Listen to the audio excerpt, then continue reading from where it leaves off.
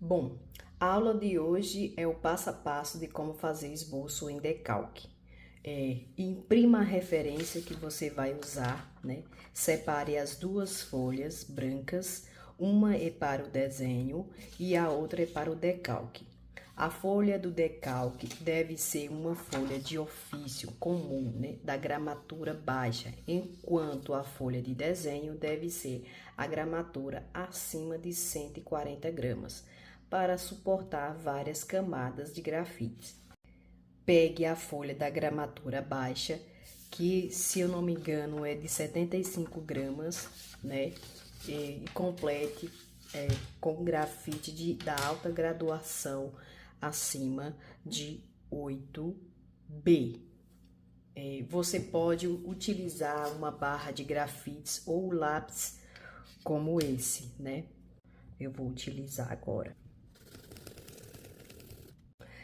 Com a folha de decalque pronta e preenchida completamente com grafites 8B, coloque a folha de decalque preenchida com grafite virada para baixo sobre a folha do desenho. Fixe com a referência sobre as duas folhas. Use uma lapiseira ou um lápis bem apontado, né?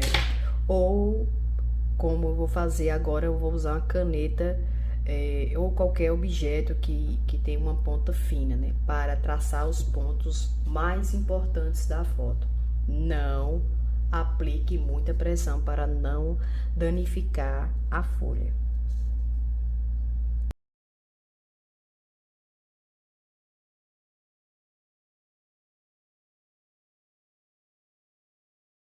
Delimitando as áreas de sombra e luz, após o traçado de todas as formas da referência, delimite também as áreas de sombra e luz.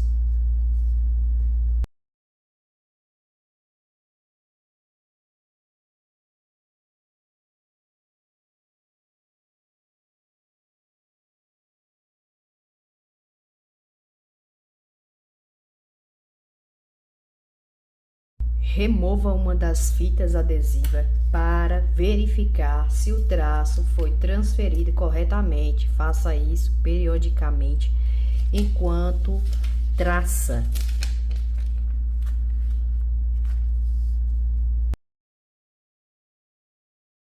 Retire a folha de referência e a folha de decalque.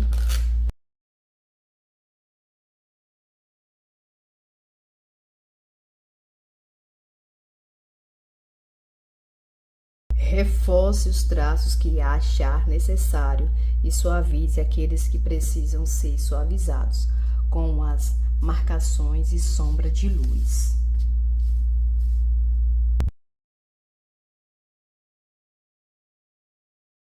Pronto! Finalizando o esboço, usando a técnica de decalque. Espero que tenham gostado da aula de hoje. Deixe seu like, ative o sininho e siga para mais dicas. Tchau, tchau!